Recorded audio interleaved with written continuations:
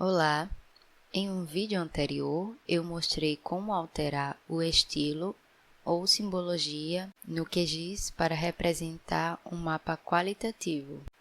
E agora nesse vídeo eu vou mostrar como alterar a simbologia, isso no QGIS 3.4 ou estilo no QGIS 2.18 para graduado.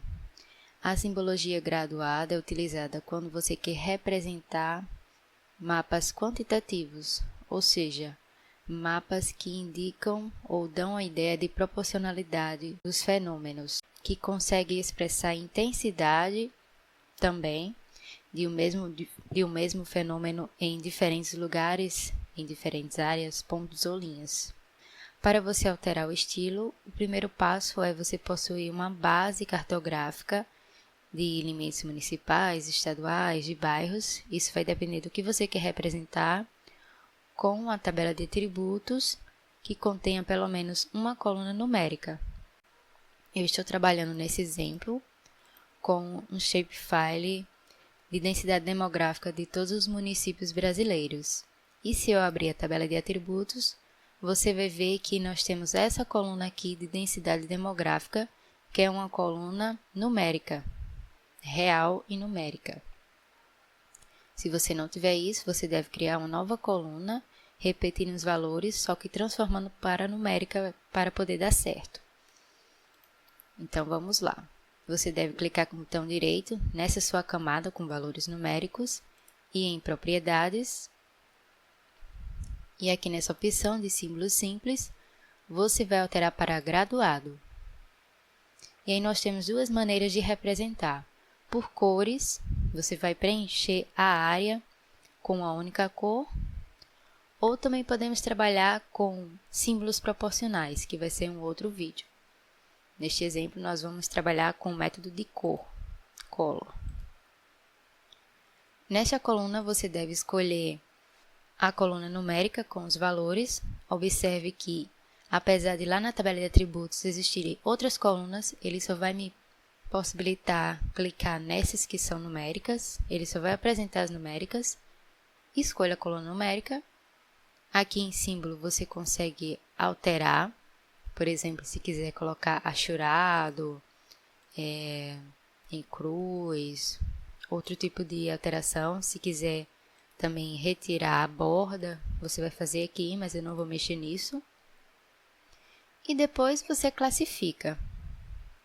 Veja que ele captou um gradiente de cores que está aqui por padrão. Você também consegue fazer alteração para outras rampas de cores ou até mesmo criar sua rampa de cores. O que é importante destacar aqui, quando nós trabalhamos com cartografia temática, nós temos que ter atenção às cores utilizadas e o que elas expressam. Se você está trabalhando com um mapa que vai representar a intensidade de um fenômeno, você deve escolher preferencialmente o mesmo gradiente de cores, com diferentes intensidades, sendo que a cor mais forte vai ser para o valor maior e a cor mais fraca para um valor menor. Como esse exemplo, vai do branco ao vermelho. Aqui você tem a possibilidade de alterar valores. Nessa primeira classe nós temos menos de 1 habitante por quilômetro quadrado até 2.605 habitantes por quilômetro quadrado. E assim sucessivamente. Ele foi classificado com um intervalo igual a 5 classes, mas isso você consegue alterar a depender do que você está estudando. Se você já tem intervalos pré-definidos, você vai alterar aqui para representar melhor o fenômeno estudado. Você consegue alterar para quantil, por exemplo, que vai lhe dar uma forma de ver diferente de estatística. Você pode diminuir as cores para diminuir a quantidade de classes para 4, 3, dependendo do que você está trabalhando, ou até mais. Você também consegue utilizar desvio padrão, quebras suaves, quebras naturais. Eu geralmente insiro intervalo igual, e se já existir alguma bibliografia ou se eu criar uma classificação para dizer, neste exemplo, quando que a densidade demográfica é alta, baixa e média, eu vou ajustar nesse momento os intervalos. Você clica nessa opção e você consegue, por exemplo, colocar de 0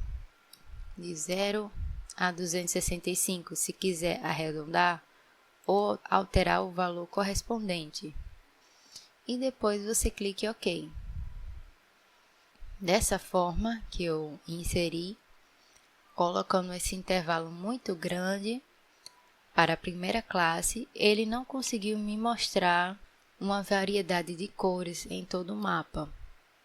Porque você consegue perceber que são as regiões metropolitanas, algumas das principais regiões metropolitanas do Brasil, que possuem um valor muito alto de densidade demográfica, enquanto que todo o resto do Brasil possui uma densidade demográfica muito baixa. É interessante que são mais as capitais que se destacam.